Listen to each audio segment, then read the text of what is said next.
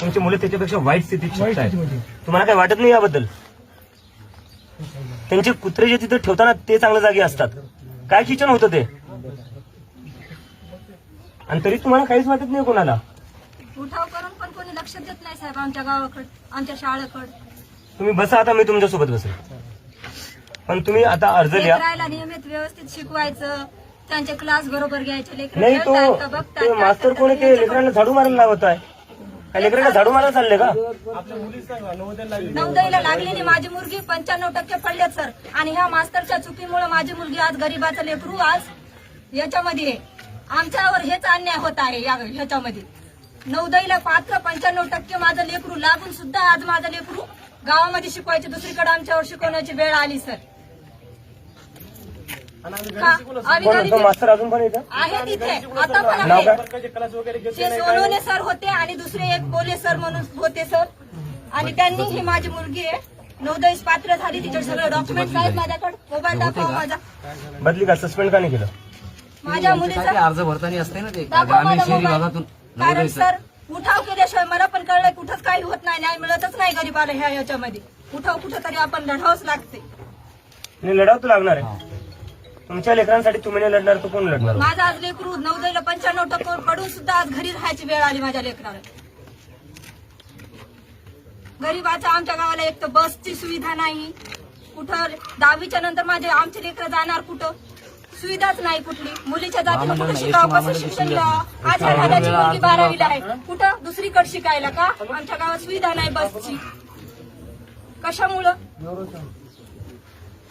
लेकराने शिकायचं कसं? पोरींच्या जातीनं कसं आम्ही? मुलींचं लय अवघड आहे. मग त्याच्यासाठी कुणीतरी कुठंतरी पुढाकार घ्यायलाच हवा सर. तुमच्या रूपानं आशाची किरण आलेली आहे आता काहीतरी समजा काहीतरी पण मी एक गोष्ट तुम्हाला सांगतोय, तुम्ही वाट का बघताय? काय आता आशाची किरण म्हणजे आता आम्ही वारंवार तक्रार करून आमच्या कोणी लक्ष धरत नसेल. तुम्ही शाळेसमोर बसले पाहिजे होते तुम्ही. बरोबर आहे, पण आता कुठेतरी आम्हाला आशाची किरण आली व काहीतरी आता नाही मी म्हणतोय तुम्ही आज जे कोणी व्हिडिओ असेल, जे कोणी असेल अधिकारी, त्यांना फोन करा आणि त्यांना सांगा जर तुम्ही गोष्टी सुधारल्या नाही तर आम्ही आंदोलनाला बसतोय. आणि मला अभिजित येणार आहे, मी येईल तुमच्यासोबत बसायला. आणि या शाळेमध्ये योग्य प्रकारे टीचिंग लेकराला दिलं पाहिजे सर. योग्य प्रकारे त्यांच्या म्हणजे वैयक्तिक लक्ष देऊन त्यांना शिकवलं पाहिजे, घडले पाहिजे. आमचे पण गरीबाचा आम्ही पण माणूस आहे, आम्हाला पण जगण्याचा अधिकार आहे. व्हिडिओ फोन लावा तरी काही बदलणार नाही. तुम्हाला एकजुटीने लढावं लागेल. तुम्हाला अधिकार दिले संविधानाने, का विसरले तुम्ही ते अधिकार? नुसते आपापसात भांडणं, जातीपातीचं राजकारण म्हणलं, धर्माचं राजकारण म्हणलं की आपण लगेच बाहेर पडतो सगळे. का आपण शाळेसाठी बाहेर नाही पडत? भीम जयंती असो, शिव जयंती असो, आपण बाहेर पडतो ना? पडतो की नाही पडतो? मग आपण शाळेसाठी का नाही बाहेर पडतो? भीम जयंतीसाठी बाहेर पडलं पाहिजे, शिव जयंतीसाठी बाहेर पडलं पाहिजे, पण शाळेसाठी का नाही बाहेर पडत? मग आपण महाराजांचंही तेच स्वप्न होतं, डॉक्टर बाबासाहेब आंबेडकरांचंही तेच स्वप्न होतं, मग आपण ते का विसरलो? जातीपातीचं राजकारण म्हणलं की आपण लगेच सगळे निघतो बाहेर, घराबाहेर, की आमच्या जातीबद्दल असं होतंय, आमच्या धर्माबद्दल असं होतंय. अरे पण तुमच्या लेकरांची काय अवस्था ठेवली आहे त्याच्याबद्दल तुम्हाला काही वाटत नाही का? जसं तुम्ही जातीपातीच्या राजकारणावर, धर्माच्या राजकारणावर इमोशनल होऊन बाहेर पडतात, बोलतात, तसे तुम्ही या शाळेच्या अवस्थेवर का नाही बोलल्या? त्याच्यामुळे या शाळा खराब. तुम्ही प्रश्न विचारलेत, काय करसाल? पुढचं इलेक्शन येईल, पुढच्या इलेक्शनमध्ये त्यांनाच निवडून देसाल तुम्ही. आज एक गोष्ट ठरवा, ज्याला कोणाला तुमचं मत पाहिजे असेल त्याला इथे येऊन आधी शाळा नीट करावं लागेल. बरोबर? शाळा ही नीट होणार नाही तर त्यांना मतं जाणार नाही.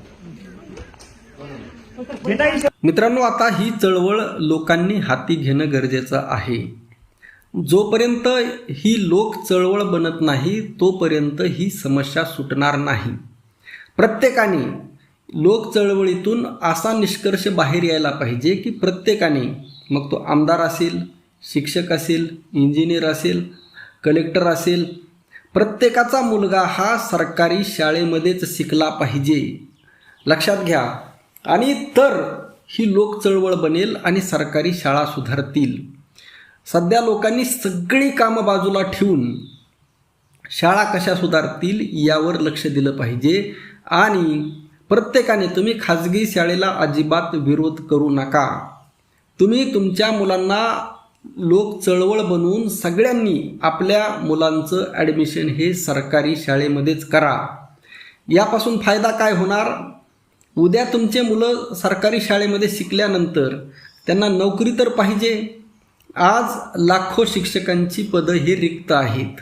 म्हणजे आज लाखो नोकऱ्या, सरकारी नोकऱ्या संपलेल्या आहेत. आणि त्या आपल्या चुकामुळे जर तुम्ही तुमच्या सगळ्या मुलांना सरकारी शाळेमध्ये ॲडमिशन घातलं तर येणाऱ्या काळामध्ये त्यांना नोकरीसुद्धा भेटणार आहे, याचाही विचार करा.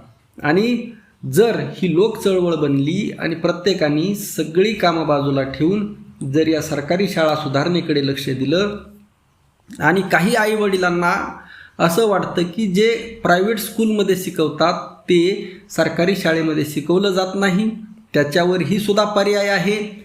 त्याच्यावर पर्याय काय आहे? नंबर 1, ज्या पद्धतीने सरकारी शाळेमध्ये घालण्यासाठी लोक चळवळ तयार करायची, अगदी त्याच पद्धतीने शाळेतील अभ्यासक्रमसुद्धा बदलायला भाग पाडा. खास करून सायन्सचा जो अभ्यासक्रम आहे तो नीट, JEE याचं फाउंडेशन पद्धतीने शाळेचा अभ्यासक्रम करायला लावा.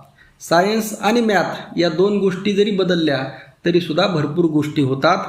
आणि लक्षात घ्या, आणि तुम्ही सरकारी शाळेमध्ये एवढी फीस देता त्यापेक्षा तुमच्या मुलांना ॲडमिशन सरकारी शाळेमध्येच, लक्षात घ्या, परंतु तुम्ही तुमच्या मुलांना लोकल लेवलला एक्स्ट्रा ट्युशन द्या.